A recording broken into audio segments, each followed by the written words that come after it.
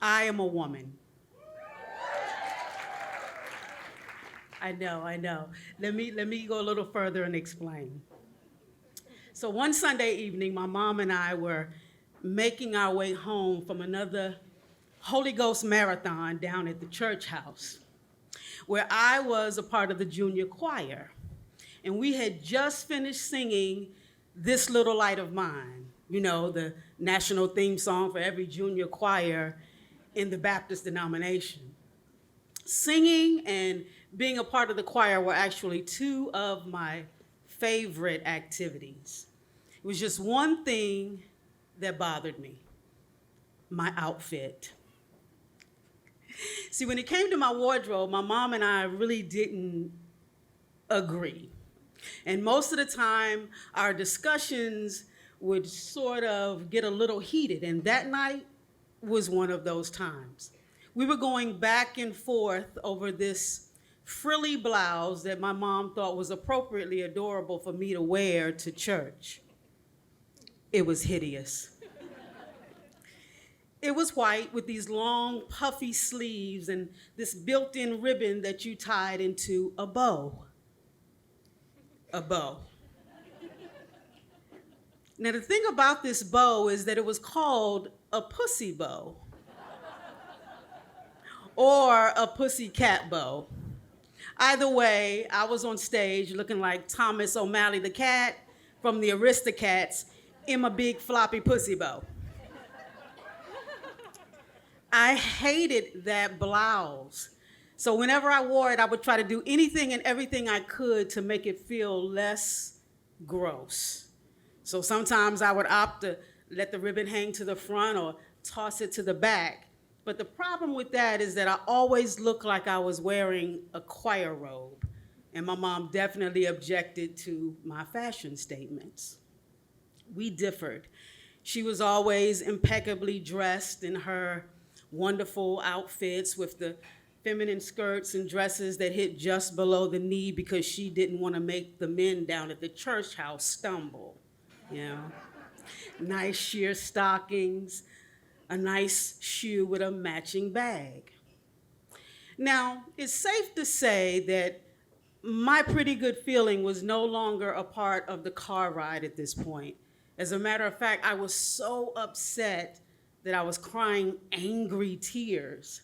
And my mom was so frustrated that she blurted out, "You never want to wear any of the pretty girl outfits that I buy for you. All you ever want to wear are your boy clothes because you are a tomboy." Now, I don't know why on this particular day the words tomboy just rubbed me the wrong way, but they did. I mean, it made me feel like I was not fully a girl. So my anger exploded, and without even thinking about it, I yelled back, "No, I am not a tomboy." Well, at this point, we were tit for tat. I mean, she was so upset that before I knew it, she turned into a one-handed ninja and slapped the taste out of my mouth. She did it so quickly that she caught me off guard. So here I am multitasking, right? I'm holding my face with one hand and trying to catch my glasses before they hit the car floor while simultaneously looking around to see if anyone else has seen what had just happened. She was upset because I yelled, screamed, raised my voice, something that she called defiant. I was upset because I felt like I wasn't allowed to be me. And all I kept thinking was, really? All of this? Because I don't want to wear the clothes that you chose for me? But the thing that bothered me or troubled me the most was my choice in clothing had absolutely nothing to do with the person that I was becoming. And it had absolutely nothing to do with my capacity to love. And it had nothing to do with the girl that I am, because the girl that I am was in there all along, no matter what I wore. Whether it was dresses and purses or other girly things, at that point I was only wearing them because it was expected of me and because I learned at an early age, that it was able to keep the temperature gauge set at neutral. Now, through the years, the expectations around what I wore continued to mount.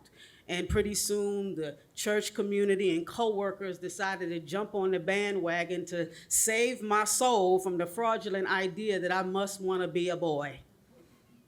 Nothing could have been further from the truth. I was called everything from a tomboy to a dyke. They kind of got that second part right, but still, I refuse to be placed into anybody's boxes. So what? I was a girl who dressed masculine, but whose face, honey, was always beat, okay? Now, I remember the first time I bought my first not so feminine outfit and decided to wear it to church. This thing was bad, y'all. It was a muted baby blue silk pantsuit. And it made me look and feel like I belonged on the next top androgynous model. It had a short crop jacket and these big buttons on the sleeve that sort of doubled as makeshift cufflinks, and these wide pant legs with a cuff in them. Oh, I loved that suit. See, it made me feel hidden but yet seen at the same time. It turned heads. As a matter of fact, my mom even commented one day, "You sure do look like," she said, "You sure are dressing more and more like a gay guy these days." I said, "Really?" I was so excited. Because they look good, so that meant I look good. Now, I'm sure she meant it as an insult, but I took it as a compliment, So here I am in my nice suit. At this point, I decided that none of the things that people were saying to me were gonna matter. My confidence was on fire.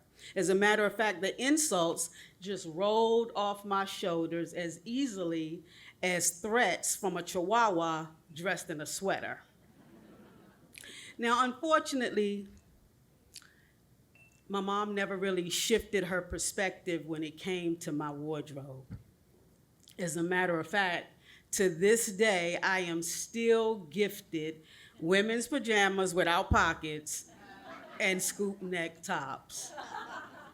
I think it sort of gives her something to hold on to, but I hate to burst her already deflating bubble because I'm still not wearing it.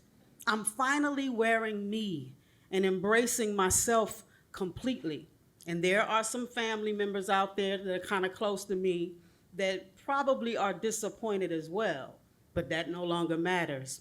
Because while they're raising eyebrows and opinions, I am picking out well-tailored suits and plotting on my next pair of Nikes because I am determined to dress and carry myself as the woman that I find myself to be most genuinely.